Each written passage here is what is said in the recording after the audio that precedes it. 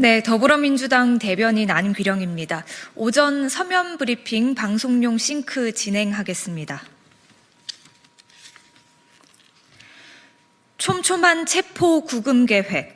아무리 사법부를 흔들어도 법의 심판을 피해 도망칠 수 없습니다.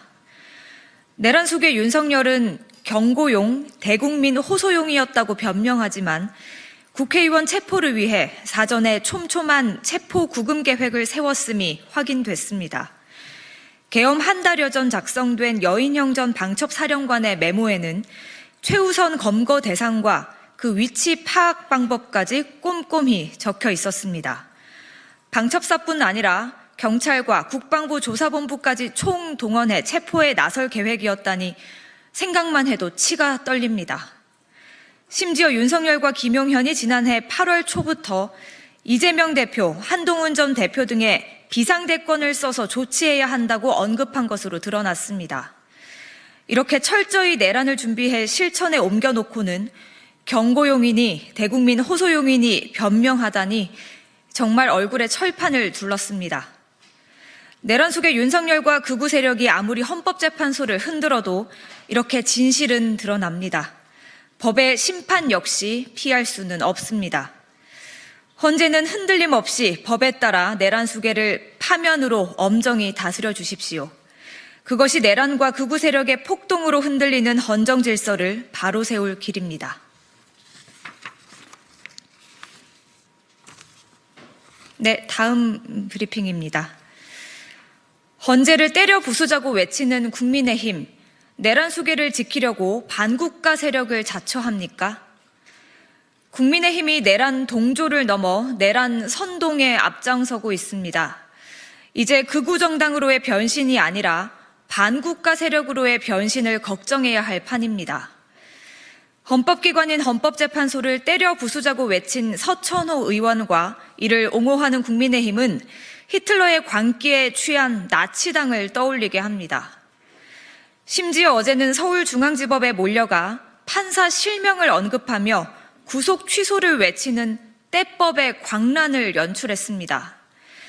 국민의힘에 묻습니다. 대체 어디까지 망가질 작정입니까? 대체 어디까지 대한민국을 망칠 셈입니까?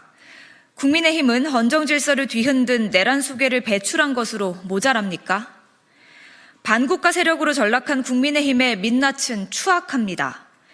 이것이 국민의힘이 그렇게 외치던 보수의 실체입니까? 대한민국 보수의 이름을 더 이상 실추시키지 마십시오. 국민의힘이 제 아무리 발악해도 탄핵 인용이라는 예정된 미래를 바꿀 수는 없습니다. 현실을 부정하려고 발버둥 치면 칠수록 국민의힘이 설 자리는 줄어들 뿐입니다. 국민의힘은 국민의 곁으로 돌아오십시오. 국민의힘이 끝까지 국민의 품으로 돌아오길 거부하고 반국가 세력으로 전락한다면 국민의 서리빨 같은 심판이 내릴 것임을 엄중히 경고합니다. 네, 다음입니다. 윤석열, 김용현, 노상원 세 사람의 연결고리를 철저히 밝혀내야 합니다. 지난해 12월 4일 김용현 전 국방부 장관이 내란 속에 윤석열과 함께 있던 자리에서 노상원 전 정보사령관과 통화한 것으로 드러났습니다. 김용현이 윤석열과 함께 있던 자리에서 민간인인 노상원과 수차례 통화한 이유가 무엇입니까? 당시는 국회에 계엄 해제 요구한 의결 직후로 계엄군 철수를 결정해야 하는 급박한 상황이었습니다. 윤석열, 김용현이 노상원과 국회의 계엄 해제 요구안을 거부하고 2차 계엄을 논의했던 것은 아닌지 의심을 떨치기 어렵습니다. 또한 김용현 측은 노상원의 계엄 연루 의혹을 부인하며 특히 윤석열과 전혀 관련 없는 사람이고 윤석열을 전혀 모른다고 주장했습니다. 더 이상 윤석열이 노상원을 몰랐다고 우길 수는 없습니다.